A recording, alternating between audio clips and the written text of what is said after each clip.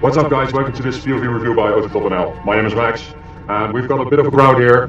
Wave to everyone. And well, this is something very special today because look at this.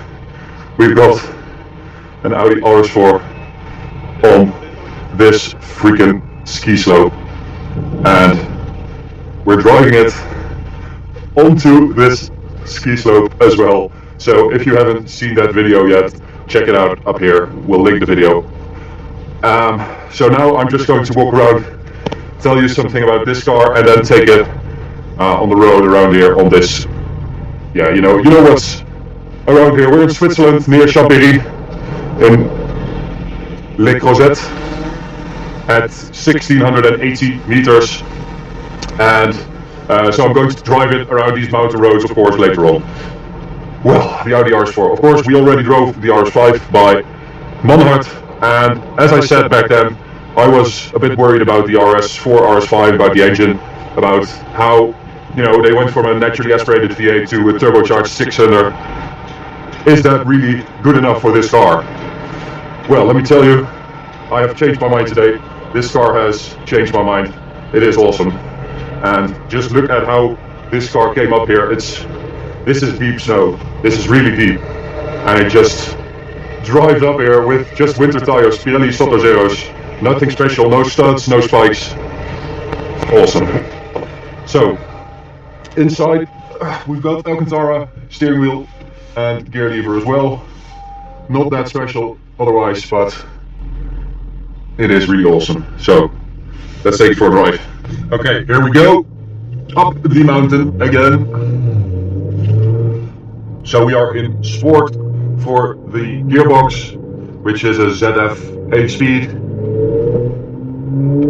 and well, let's turn off the traction control completely, and let's put it in manual mode.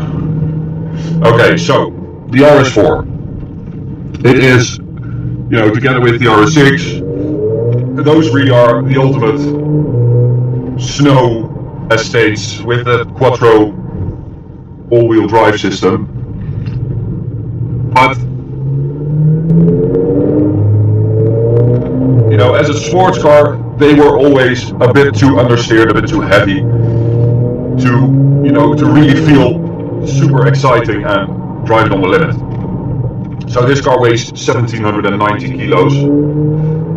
But that's still 80 kilos lighter than the outgoing RS4, so it's not that bad really. And that Quattro system usually sends about 40%, not about, it sends 40% to the front and 60% to the rear. And it can send up to 85% to the front when it needs it, and up to 70% to the rear. Which means that it does feel a bit understeered when you push it too hard, but when you're careful into the corner and you just let the nose do its thing, not carry too much speed into the corners, it will stay very neutral, that nose, and you can use the throttle to get out of the corner again in a timely fashion, because you can get on the power so early. It's really impressive. And because you have that turbocharged engine, it feels much more alert than that RS5 or RS4 that went out, that V8 naturally aspirated, because you really had to keep that high in the revs to be able to really drive it and to extract the most out of that engine. Okay, so I'm going to wait here again. We really caught up to him quickly. Okay, there's another car coming, so I'm going to get on it.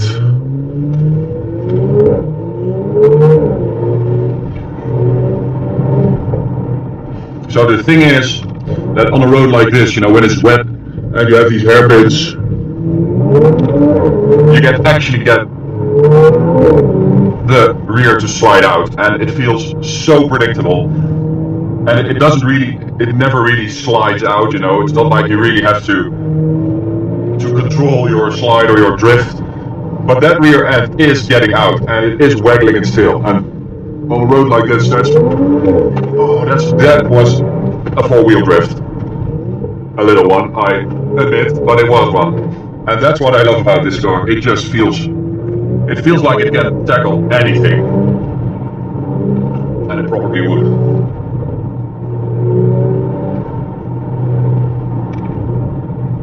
Okay.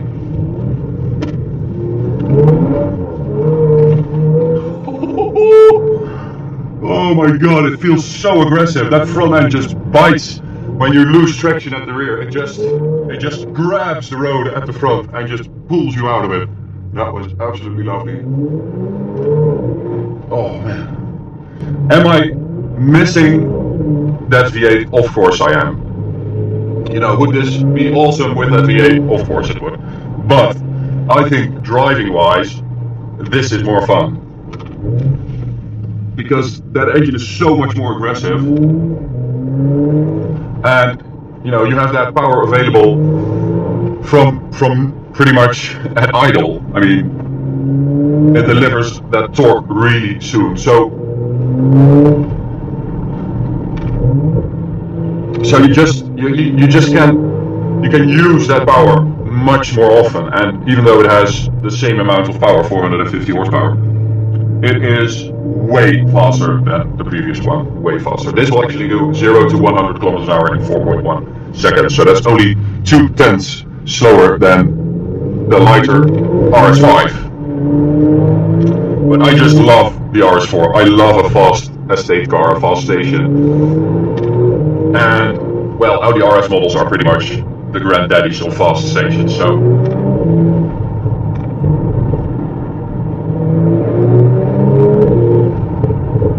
We've got some pops from the exhaust as well. Lovely bit of road here. Swooping. Oh man. On a road like this with drops like these, you want that all-wheel drive system. And we'll coast back down to do it all again. Yes. Not bad.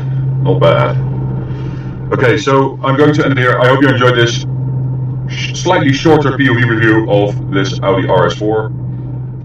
If you were ever, you know, coming to Switzerland or something, I can really recommend coming to Champéry. That's where we are staying. That's where we had our hotel. It's a really lovely village, and you can take the cable car up to the mountains and ski there. And it's a lovely, lovely ski area as well. And you've got roads like these in the neighborhood. So if you're ever wondering where you should go, check out Champéry in Switzerland. Thanks for watching, guys. I hope you enjoyed this video, and you can subscribe by clicking on the little icon in the bottom right corner, and you can follow us on social media. Just search for AutoTopNL. And you can check out this review of the Audi RS5 by Manhart. Bye guys.